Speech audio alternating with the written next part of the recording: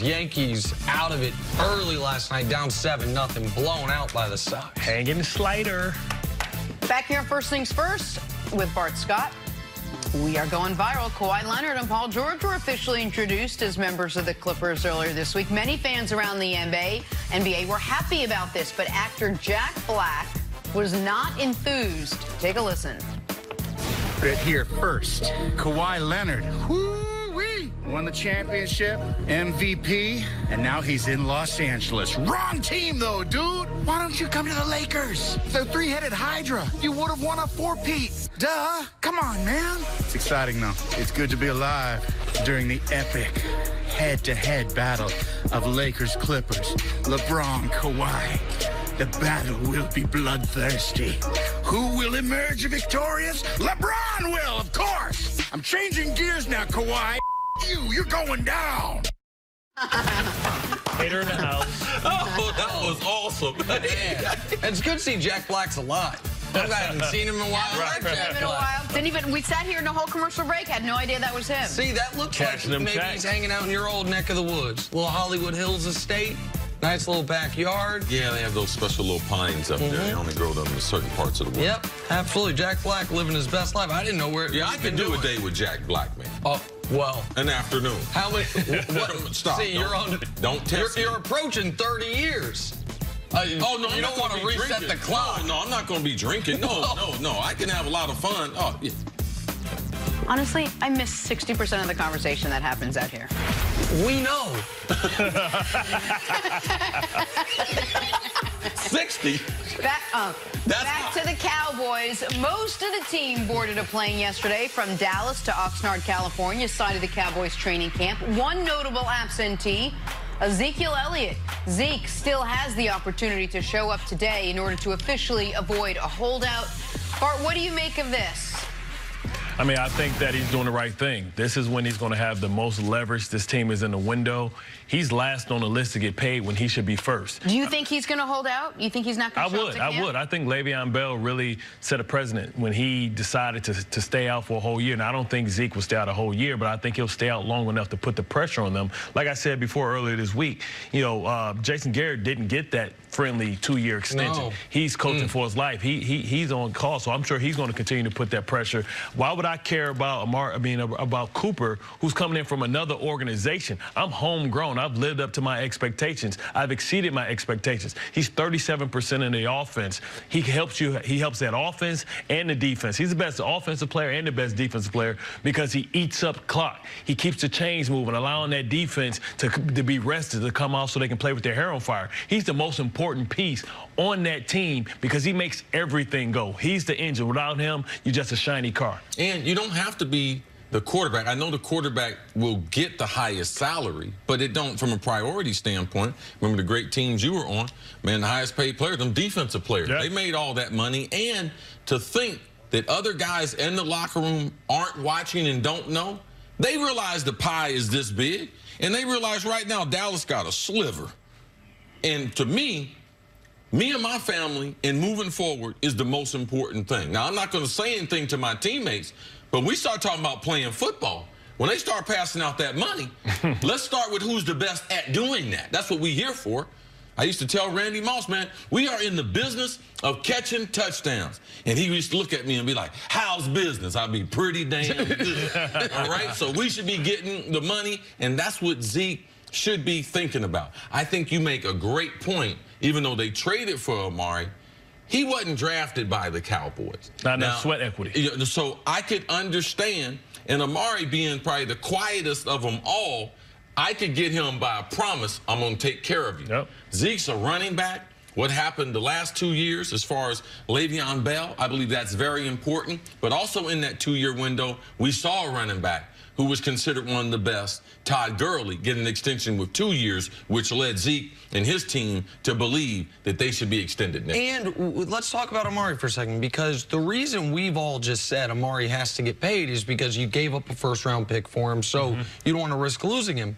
But from the player's perspective, if I'm Zeke, I'm like, hold on a second. So you get higher priority because it for rightly or wrongly, didn't work out with your first team. Right. Because you were on a second team, you get higher priority than me, who's been great the entire time. But Zeke also has the Cowboys' history working against him in this regard. Since Emmett, they've only given a second contract to one running back, Marion Barber. They let DeMarco Murray walk. They ran him. He was great. They ran him into the ground. They let Tennessee pay him his money. And it's not like Zeke is in the position Le'Veon Bell is, where his contract was expired. He'd played under the franchise tag. The Cowboys, if there was no human element, they would probably rightfully look at this and say, okay, we got him this year cheap, next year cheapish at the fifth-year option. If he's still great, we can franchise him once. And now we're talking about year 7, where you'd really have the screws put to you in a second potential franchise tag. But the human element is this.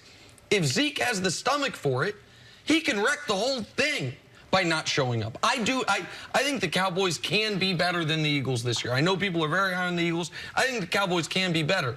But without Zeke, they are going to be fighting to be 500. When Zeke doesn't have 100 yards rushing, oh, they're right around 500. When he doesn't have 100 scrimmage yards, they're right around 500. When he has those things, they're 16-3, 22-7. When he's out there and great, they're great.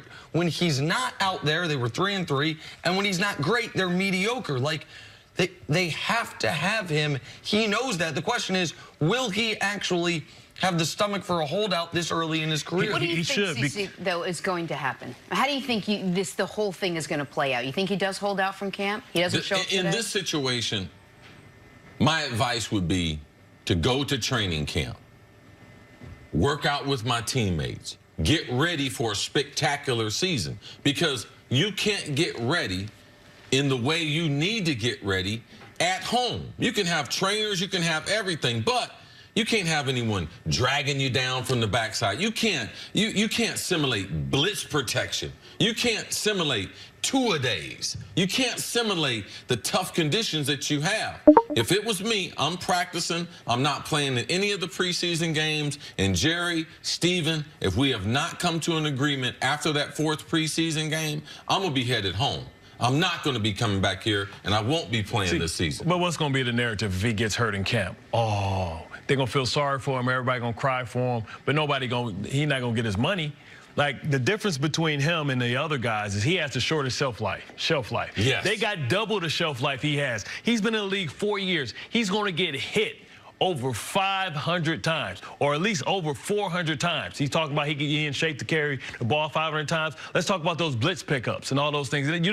Running back, you take all the hits. And you're not just getting hit by one person. You're getting hit by 2, 3. They chopping at your legs, chopping at your knees. Right, all that. They hitting you regardless. So he's taking the biggest punishment. He's going to have the worst quality of life after football, unless, Dak or somebody gets a crazy injury. So he's going to have the worst quality of life. He needs to get paid first, because he's only realistically has 4 more years at the top, where Dak can play for 16 years, where especially with the rules now. Amari Cooper is out there on the island getting tackled by little guys his size.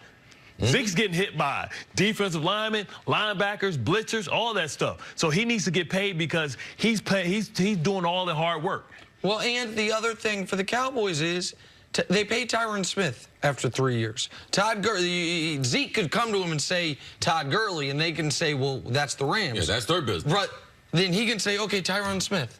He was a top, I think it was the 11th pick, but a high first-round pick, was great for 3 years. You paid him. Why would you not pay me? And Zeke now, when you look at Stephen Jones's comments from May, I'm going to keep going back to it. In May, he was asked about Zeke, and he said, we've got a couple years to figure this out. That would have set off alarm bells if I'm Zeke. When I heard Steven and Jerry talking about Dak before they got Amari, when Dak was struggling, say, oh, Dak's going to be our quarterback, we're going to pay him. In order to help Dak, they traded a first round. So think about it from this perspective. You love Dak so much, you commit to him earlier than you have to, and to support him, you trade for a guy that now also jumps me in the line. Right. And when I'm better than all of them. So, again, Zeke has some leverage because he's so good. The question is, does a guy at that age in this position have the stomach for the holdout you guys are talking about? You're saying not show up at all. You're saying don't play in any of the games, which is just a different type of holdout. it's a tough spot when you're not Le'Veon Bell, who's already been in the league 5 years, already been paid a few times. But Le'Veon and the Steelers got nothing. They didn't get any yardage out of Le'Veon, and they didn't get anything in him in a trade. I think if it comes down like that and he decides to stay out there, they're going to have to make a move. That's why you're watching with the Chargers that, Gordon's going to have to get either traded. They're not going to sit on that, let him sit out and hit free agency and let him go and get nothing in return. Bart, thanks so much for joining us today. Good job, man. Appreciate it. Take a break.